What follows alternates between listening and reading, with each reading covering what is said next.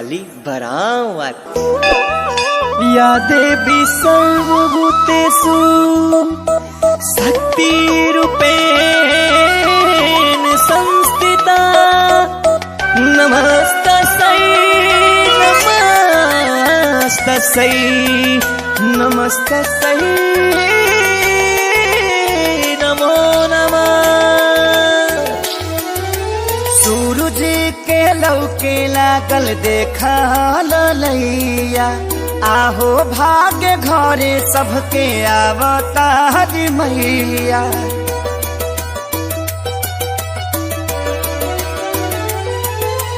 सूरज के लौके लागल देखा ललैया आहो भाग्य घरे सबके अवतार मैया। अब करा जनी दे भइल पूजन के बे जनी जियरा छाछा नावा हाली दूध लेके आव गैया के आरती उतारा मैया के पौआ पखारा मैया के। बड़ी भागे आईली माता रानी हो सेवा में खड़ा हो पानी हो।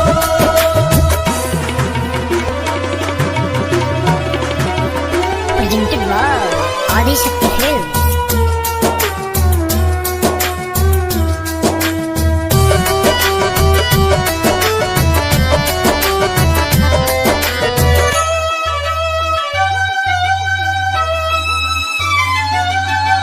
आचार से केहू पगरी से तो जब बाहर यही है जौना डगरी से।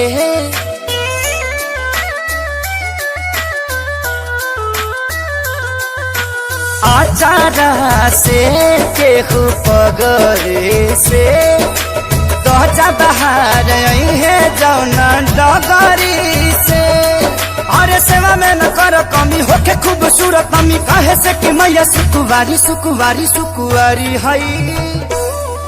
अब करा जन दे भइल पूजन के बे मालिन के बोलाव अढ़ौल तू चढ़ाव पैया पे आरती उतारा मैया के पौआ पखारा मैया के।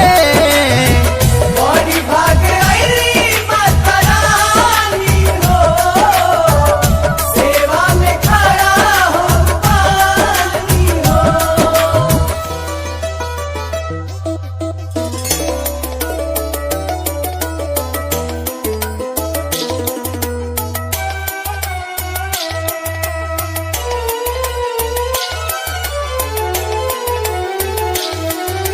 धरती के भाग दुए बेहरा जागेला चाही तो कुआर बड़ा नेक लगेला।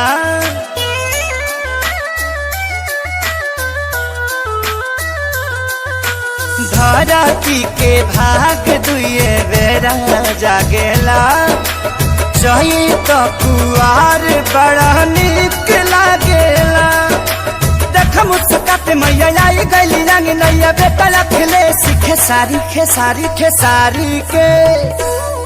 अब करा जनी दे भइल पूजन के बे पुरैन पात लेके आव छाक लवंग जुटाव जैया के आरती उतार मैया के।